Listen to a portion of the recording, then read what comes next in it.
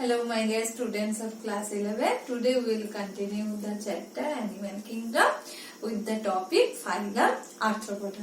In our previous classes up to Phylum Annelida we have completed. So today we will start with the Phylum Arthropoda.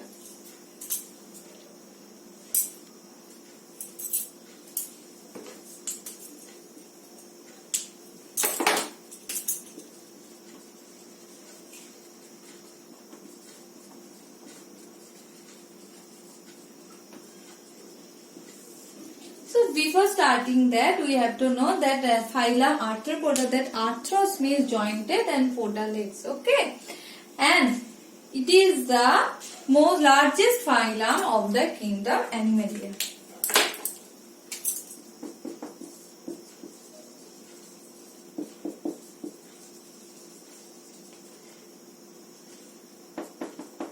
Arthropoda is the largest phylum under the kingdom Animalia, and that means over the 2/3 of all named species, most of the are Arthropoda. They are having organ system level of body organization. They are triploblastic. I am writing the common features and coelomate.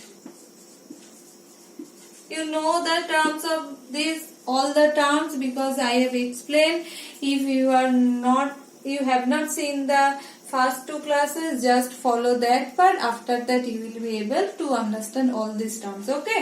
So it is the largest phylum in case of animal kingdom, and it is the showing organ system level of classification and triploblastic, and it is coelomate animals. And symmetry, what type of symmetry is seen? Bilaterally symmetrical.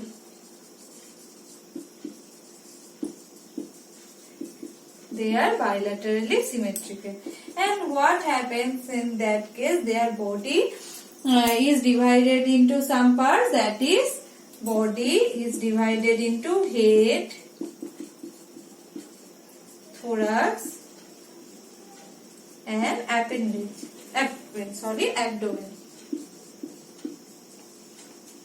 Okay, their body is consist of three parts, mainly head, thorax, and abdomen.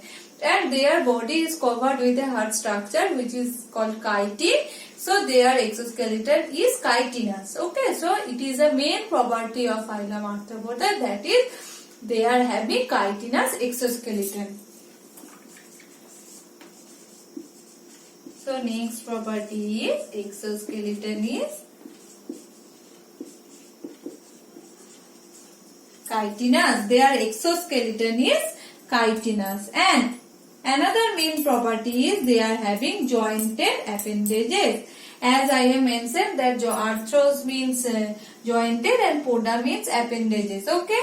So they are having, another main property of arthropoda is they are having jointed appendages. Okay. They are having jointed appendages. Arthros means jointed, and I am writing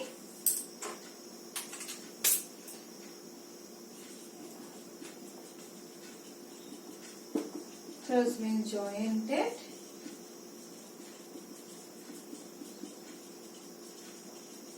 so that's why they are called as jointed appendages. And their next is their respiratory system. They are having different type of respiratory organ, that is lung, gills, book lung. Okay, so I am writing respiratory organs. That means they are having different type of respiratory organs. And what are they? That is gills.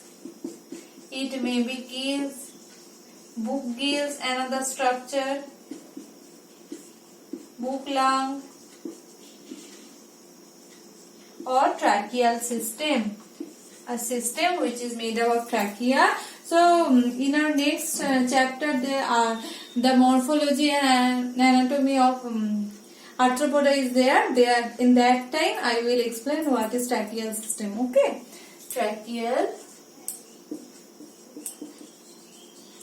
system. So these are the different types of respiratory organs. In case of arthropoda, they are gills, book lungs, and tracheal systems. Okay. So next we will see the circulatory system of arthropoda. What type of circulatory system they are having? They are having mainly open type of circulatory system.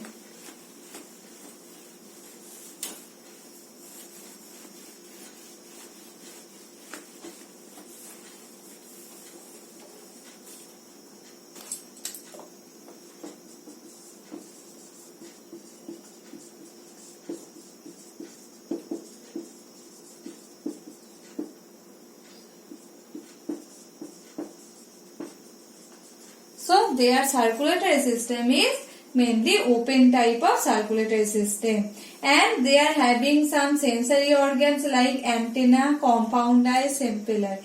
They are having some sensory organs like ANTE, or their eyes are of mainly two types. It may be simple eyes or maybe compound eyes. A special property we have found, that is compound eyes. That is compound eye is consists of parts which is called as ommatidia. They are having mainly two types of eyes, that is simple eyes and compound eyes. So what is compound eye? We have to know that is compound eye is consists of ommatidia. And what is ommatidia? It is a many smaller units. Ommatidia are many smaller units, and each having a lens and capable of forming several images, and with the help of that they can see the slight changes. So what is ommatidia? Ommatidia are small units, and these units are having lens, and with the help of that they can capture or they can see several images, and with that joining they can see the small changes around them. Okay, that's why we can catch them properly, because they can sense or they can see that with the help of that compound eye and ommatidia. So in case of flies we can see it is having, and they are having another sensory organ which is called as statocyst, which is a balancing organ. Statocyst or balancing organ is also present in case of phylum Arthropoda. Okay, and what is the excretory organ? They are having some excretory organ like green gland, coxal gland, Malpighian tubule. These are the different types of excretory organ. Mainly what are they? Malpighian tubule. That means for excretion they are having structures, Malpighian tubule, and another is green gland or coxal gland. So these are the some structures for excretion. And next is fertilization. Their fertilization is internal and they are mainly oviparous. So next is fertilization, that is internal, and in some cases the larval stages can be found, and they are mainly oviparous. That means mainly they lay eggs. So these are the main properties of phylum Arthropoda, and another property, that is molting or ecdysis, can be seen. That means changing in their as their outer covering is covered with a hard cuticle, so periodically changed during growth. Okay, so this is called as molting or ecdysis. I am repeating another property, molting or ecdysis is seen because their outer covering is covered with a chitinous that is hard, and so for during growth this molting can be seen. So what are the different examples of phylum Arthropoda? So there, in case of phylum Arthropoda we will find so many examples. That means that there are some economically important insects like apis, that means honeybee, bombyx, from where we can get honey. Sericulture, for the sericulture we need silkworm, cocoon of the silkworm, lac insect. Okay, these are the useful insects. So like useful, some are harmful also, that means some are vectors, that is which will help to carry that parasite or disease, that is Anopheles, culex, Aedes mosquitoes, which are acting as vectors, and some gregarious pests are also present, which is called as Locusta, and a living fossil is also present, which is called as Limulus or king crab. Okay, so these are the examples and properties of phylum Arthropoda. Next phylum is phylum Mollusca.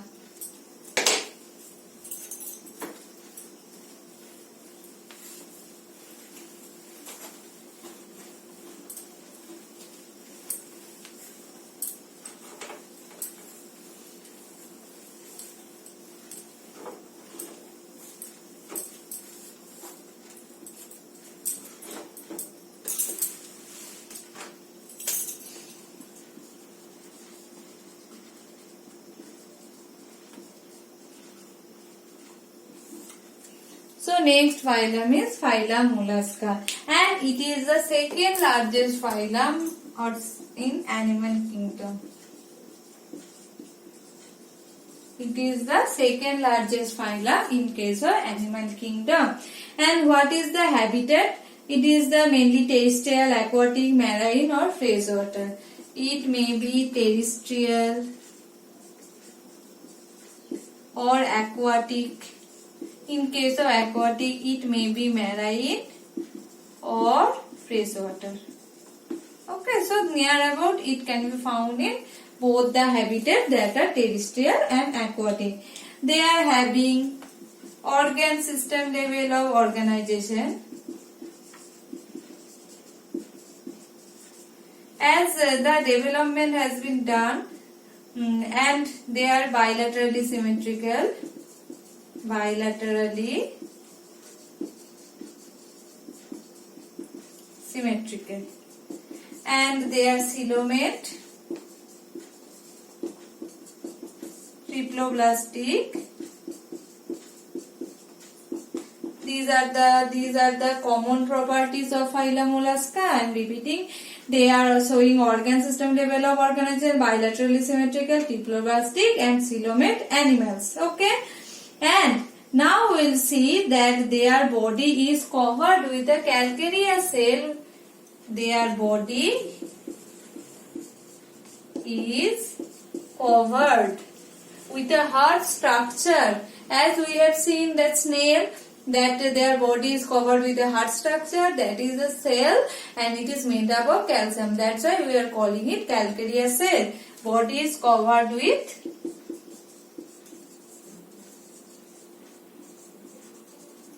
calcareous cell.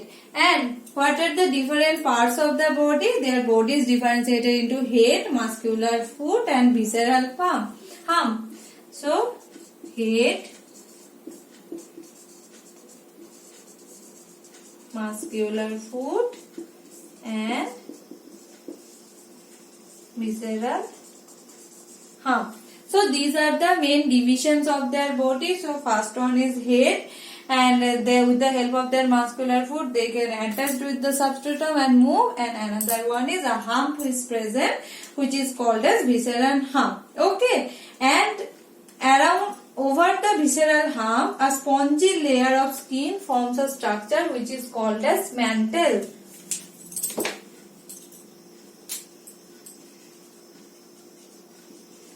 So around the visceral layer, if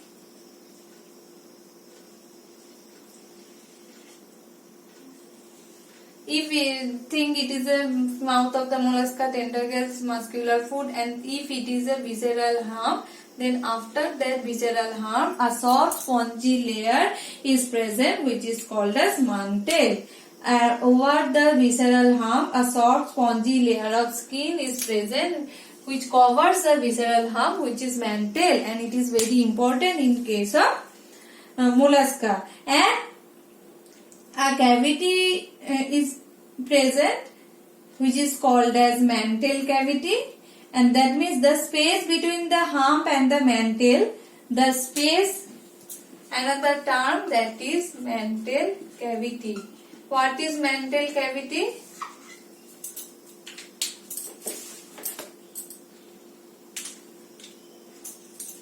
Space between mantle and hump. A space is present between the mantle and visceral hump is called as mantle cavity, in which some feather-like gills are present. In that mantle cavity, feather-like gills are, in case of molars, gills are feather-like, and inside that mantle cavity, feather-like gills are present. Okay, so I am repeating that their body is covered with a cell. It is a calcareous cell, and the cell, in some cases, the cell may be external, cell may be internal, or cell may be absent. Okay, so you have to remember that point also, that external cell. Okay, so cell may be internal or cell may be absent. Usually, in case of molars, their body is made up of calcareous cell, but in some cases, the cell may be external. That means, if I consider that external cell, the example of external cell is pila globosa, which is commonly called as apple snail. Okay, that is pila. You can see Pila. Pila globosa, which is common name is apple snail, and it is the example of an mollusca which is having external cell. Now, if I consider the internal cell, now internal cell can be found sepia. Sepia is example of another mollusca. Okay, I am writing it here.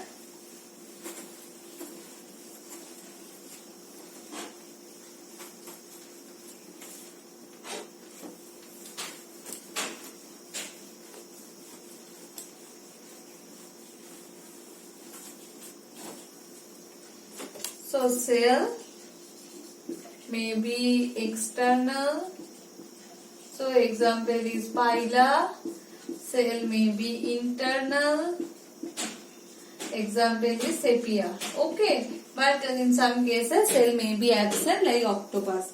Okay, so these are the examples of different molars in the presence of or absence of cell. Okay, and their body is usually unsegmented. Okay, their body is unsegmented, and some parts are there, that is head, visceral marks, and muscular foot. And now we know that over the visceral hump, a soft spongy layer of skin is present, which is called as mantle, and in between the mantle and visceral hump, a space is present, which is called as mantle cavity. And these are the main properties of Phyla mollusca. Now, that and inside that mantle cavity, feather-like gills are present, which are helping in as respiration. And so that anterior head region, as I have mentioned, that if I consider that head region, some tentacles are present. Some tentacles are present in the anterior head region, and another structure which is important, which is radula. In their mouth, a file-like rasping organ is present. In their mouth, a file-like rasping organ is present, which is called as radula. Okay, which is called as radula, and which is called as organ of feeding. So it helps in the feeding. That means that file-like organ which is present. That means if it is a mouth, the radula will be present in that position. Okay. So these are the main property. And next, circulatory system. Mostly circulatory system is open type of, and some of the that means sepia, lolico. These are the some examples which are having closed type of circulatory system, and they are mainly dioecious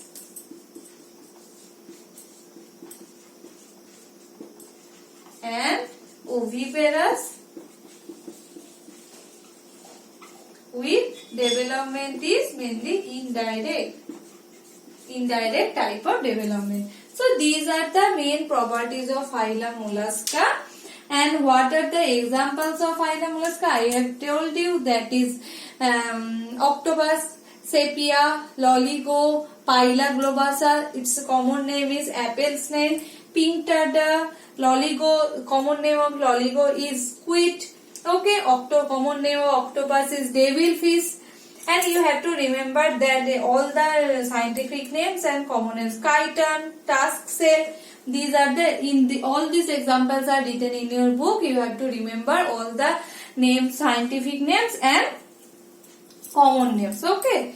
So in this class we have completed the phylum Arthropoda and phylum Mollusca. In our next class we will read about the phylum Echinodermata and Hemichordata. Okay. So for today that's it, and thank you.